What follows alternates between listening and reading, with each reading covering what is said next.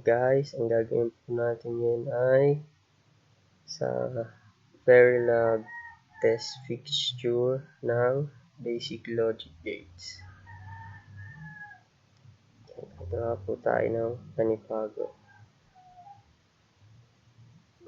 New project.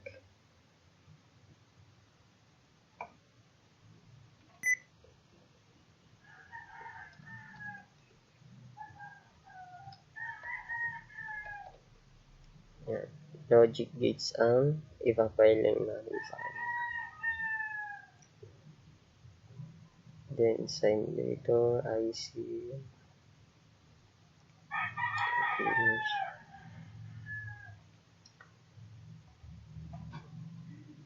So, ito na po. Open po natin. So, para po mag-new source tayo. Then select Verilog module. So, try natin ang AND-gate. AND-gate.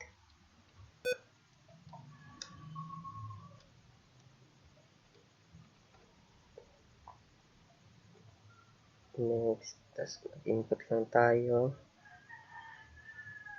Tapos, gawin natin output ang X. Yan.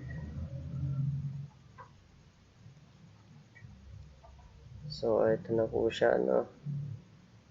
AND-gate. So, for better viewing, guys, gawin natin 1 US over 10 NS ang ating time scale.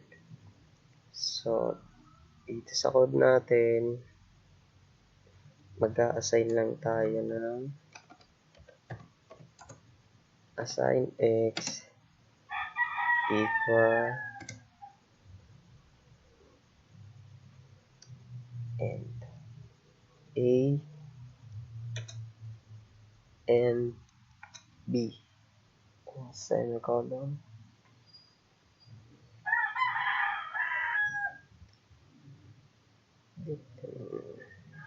Synthesize po muna natin.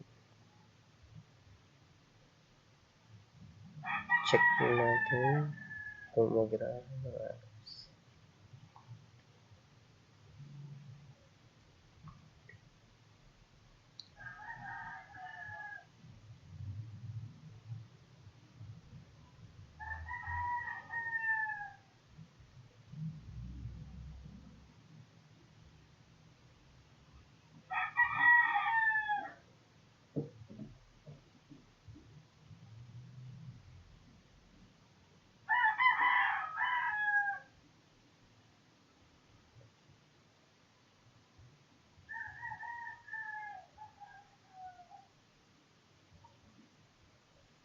Yun guys, matagal po talaga yan. Matuto po tayo maghintay. Just wait.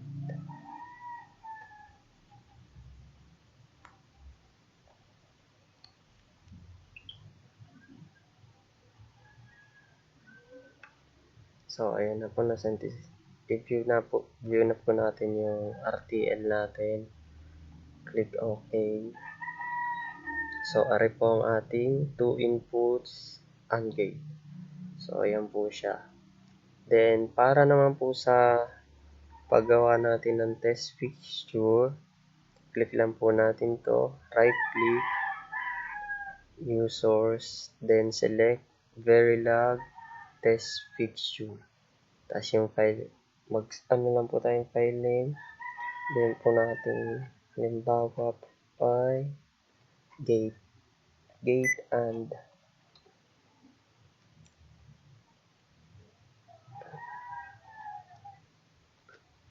then next. Then select po natin to, itong AND gate. Then finish. So, eto na po yan guys. Ating test fixture. Then, yun po ulit natin to.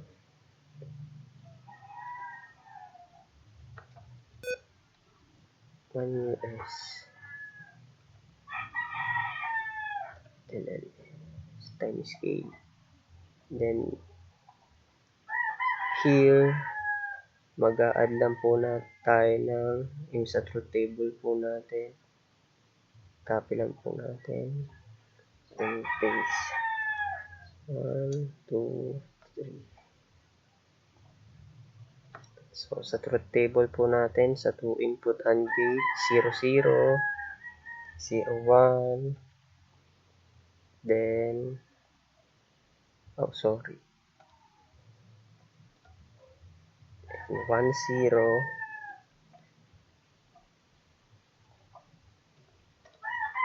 and then 1, 1. Sa 2 input AND gate po yan. 1, 1. Then, ayun na po. I-simulate po natin. Select po array. Then, simulate behavioral model.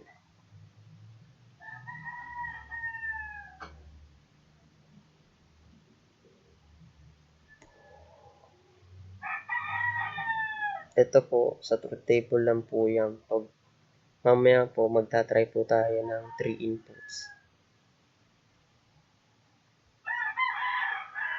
Yun po, ang dami po naming manok. Huwag niyo pong kakalimutan mag-subscribe. So, ito na po siya. Pansin niyo po, nasa taas yung ating output. Pag sa Verilog module, nasa baba po ang ating output. Then, palitin lang po natin para makita niyo po kung tama. So, ito po, AND gate.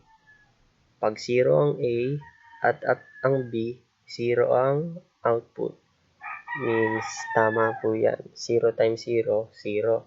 Try naman po natin yung 0, 1. So, first constant lang po tayo. Gawin natin 1. Apply. So, kita niyo po. 8 and 1. Then, okay. Then, paran po natin. So, ayan po. 0 times 1, 0 pa rin pong output. Wala pong pagbabago. Try po natin ang 1, 0. 1, apply. Then, para sa B, gawin lang po natin itong B sa ating input, 0. Then, apply. Then, okay. So, ayan po, 1, 0. 1 times 0, 0 pa rin pong output natin. Ano po? Wala pa rin magbabago. Try naman po natin yung 1, 1. BI1. 1, apply, okay. So, ayan po. 1 times 1, ang output na po natin ay 1. Kita niyo po, tumaas po. Pag tumataas po yung wave, it means 1 po yan. 1, 0. Pag hindi po tumaas, 0 po yan. Ito, 0, 1, 0, 1. Ito po ay 0, 0, 1, 1.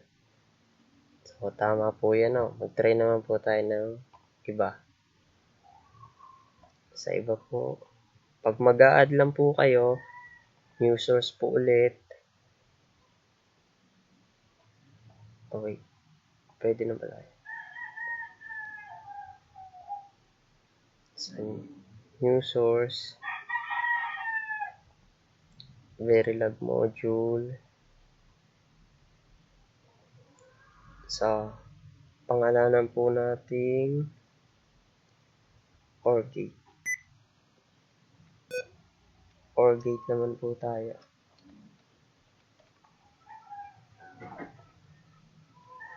Then, same lang din po sa kanina. X po ulit ang ating output. So, yan po. So, mag-assign lang po tayo. Isa.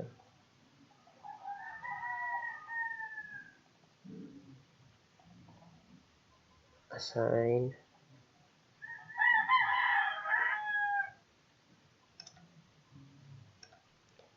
So,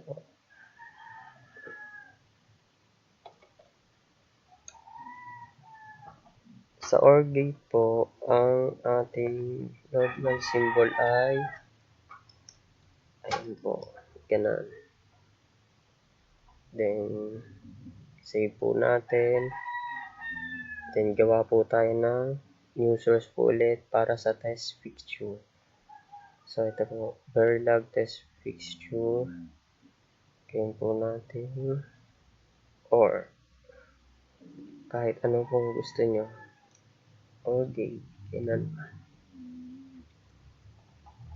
Then, select OR gate. Next, finish. So, ayan po yan. So, gagawin lang din po natin to. Ito lang pong babaguhin natin. Copy, paste na lang po natin. Copy. Then, paste po natin.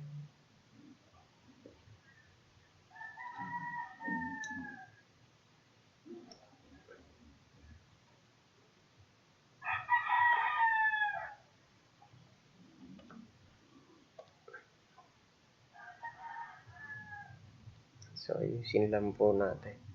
Same lang din po sa kanina. Sa 2 input, 0, 0. Pagawin po natin to. 1, 0. Then, 1, 1. Sa truth table po yan.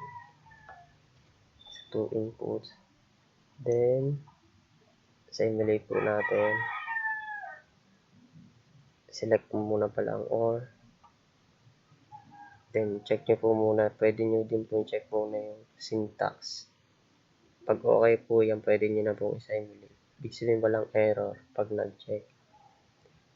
Then, simulate behavioral model na.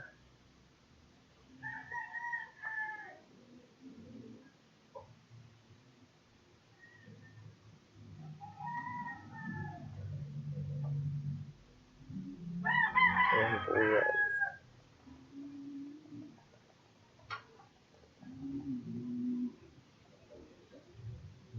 Okay.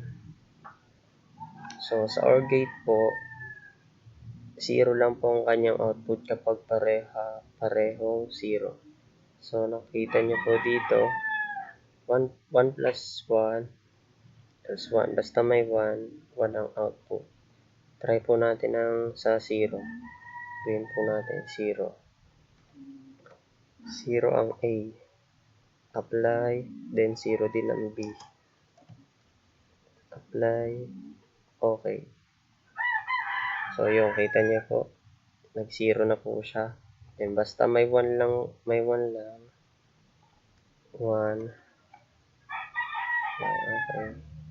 Magwa 1 na din, 1 din po ang output niya. 1. Tapos, tumaas din po. So, ganun lang po yun, guys. Try naman po natin ang sa 3 inputs na AND gate. Try po natin.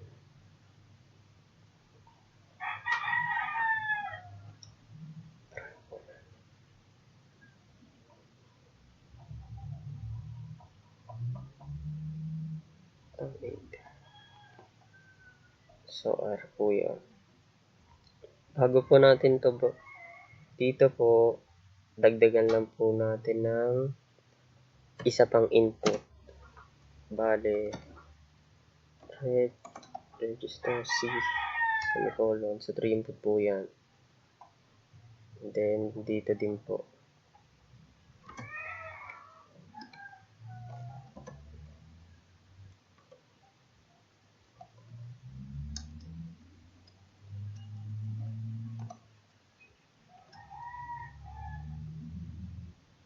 So, here and here. Okay din. Then, sa 3 inputs, sa truth table, mababago na siya. So, tatagdagan natin. Delete po muna natin to. Yung kanina po.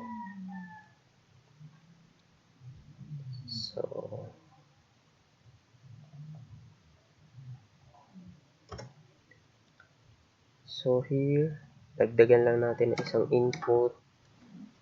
C. Equal to 0. Oh, wait. S2, 0. Then copy paste po na. Sa 3 inputs AND gate po, meron tayong 8 output.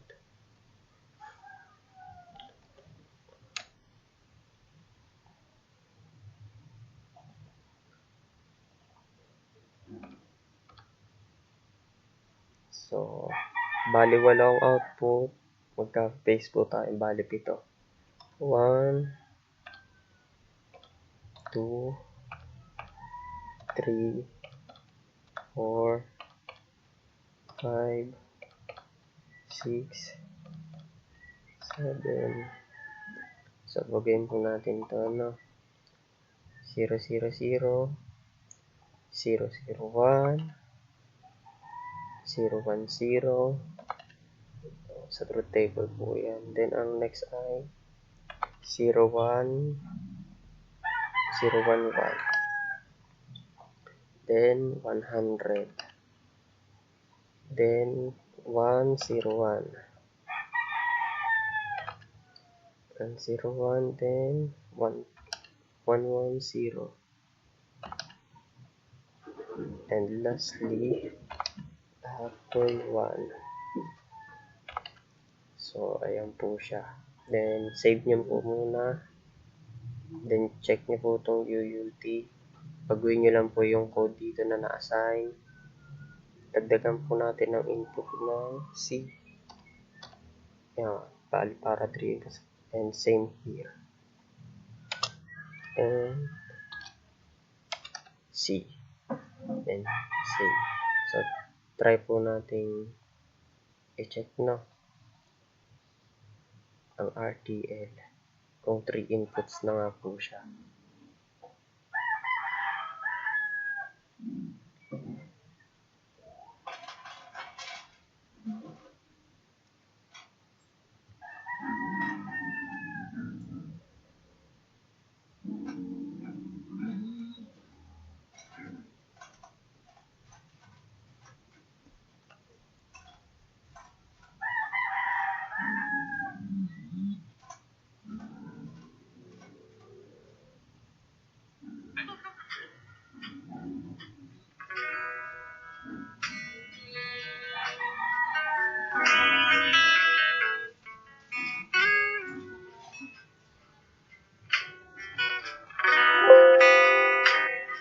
Oh.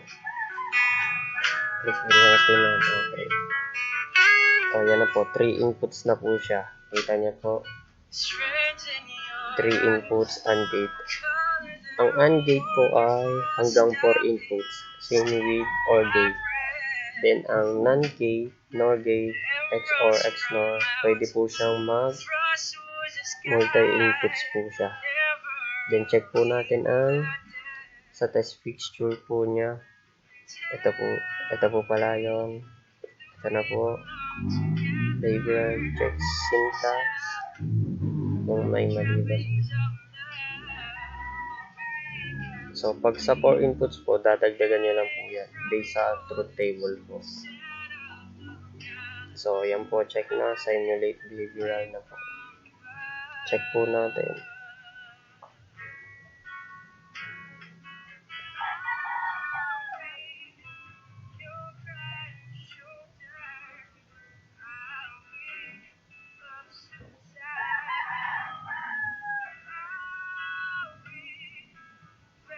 So, ayan po. Sa AND gate, pag lahat po yan ay 1, tsaka lang magiging 1 ang X natin, which is yung ating output.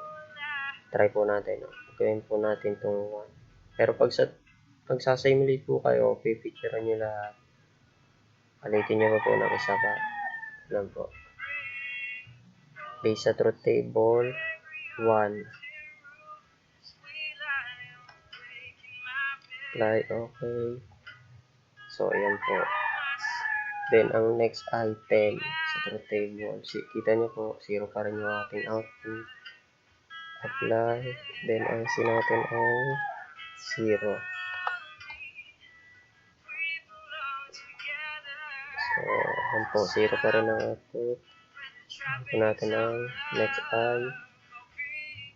0, 1, 1. 1 ang C naman. Apply, okay. Alam po natin yan. 0 pa rin ang ating output. Try po natin ang 100. 100 ang next. Apply. Then 0 ang B at C. Apply. Then C. C0. Kita niya po dito. A1, B0, C0. Then okay. Run. 0 pa rin po ang ating output. Then ang next ay 101. 1. Apply, okay. 0 pa rin po ang ating output. 110 po ang next. 1. 5. Then 0 ang C.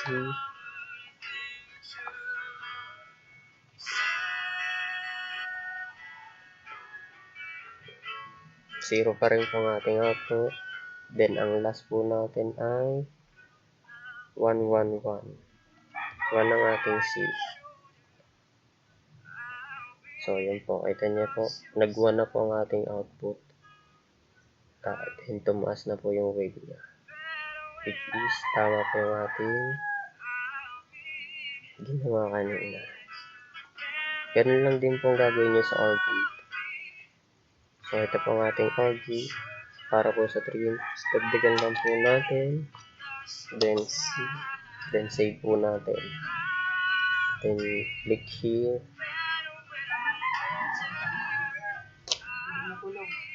Delete po natin to.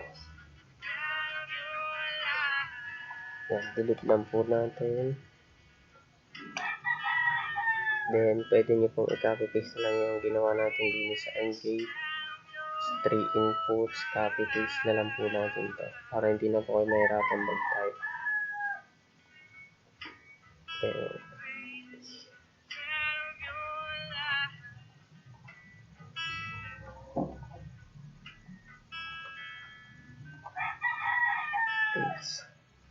So, ayan na po siya. Sa 3 inputs po yan.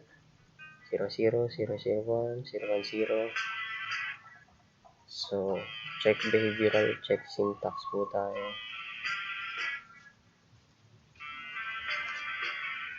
Oh, may mali.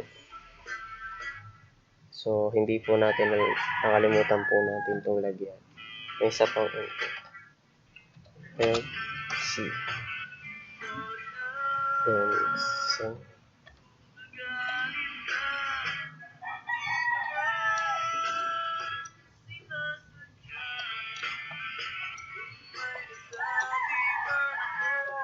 So, save po natin.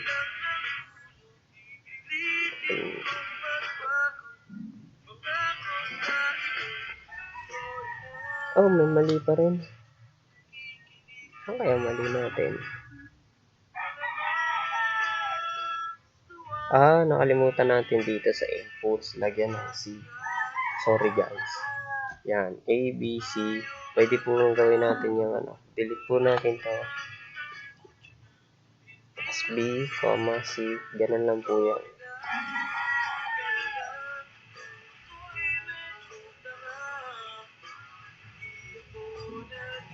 So, ito po ang ating OR gate. So, dito lang po nakalimutan natin. Bali, check nyo din po to. Dapat 3 ang input. And output X. Then, assign A, O, B, C. Then, tingnan po natin to. So, yan. Kompleto na po. So, magraran na po yan. Save po muna pala natin.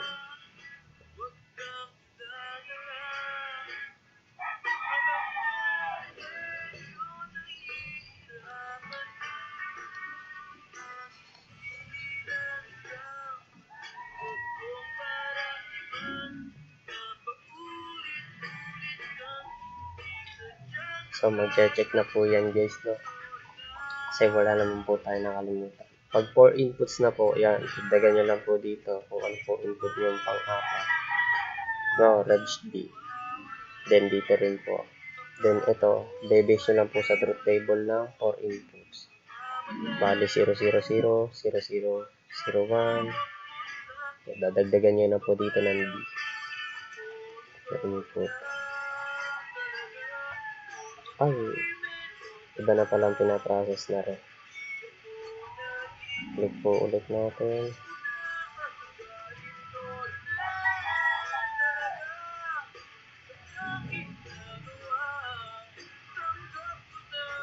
Yan, nag-check na po. Kanina po kasi sa implementation po yan, nagpa-process yung ito po nagpa-process kanina. Implement design, matagal po yan. Kaya check nyo din po lagi. So, ayan na po, nag-check na. Ibig sabihin, ayan po, pwede na po natin ma-simulate yan. Sa-simulate na po natin yan. So, ayan na po. So, guys, nga pala, pag magsasimulate kayo, para hindi matagal mag-open, patayin niyo po ang internet niyo. So, yan po sa OR. Basta may 1, 1 siya. Pag 0 lahat, tsaka lang magsi-0. Try natin 0 lahat. Then B0, type C0, type okay. Yan, kita po natin yan. Na-0 na po ang ating A, B at C0. Tsaka lang po nagsi-0 yung kanyang output kapag 0 lahat. So, yun lamang po guys, no? Hanggang doon lang po tayo. Kung wala naman po pag sumikat, huwag niyo po kakalimutan mag-subscribe para sumikat po ako. So, ganun. Pag hindi niyo po makita yung UUT, dito niyo lang po yung tingnan sa plus. Naka-hide po. So, yun lang po.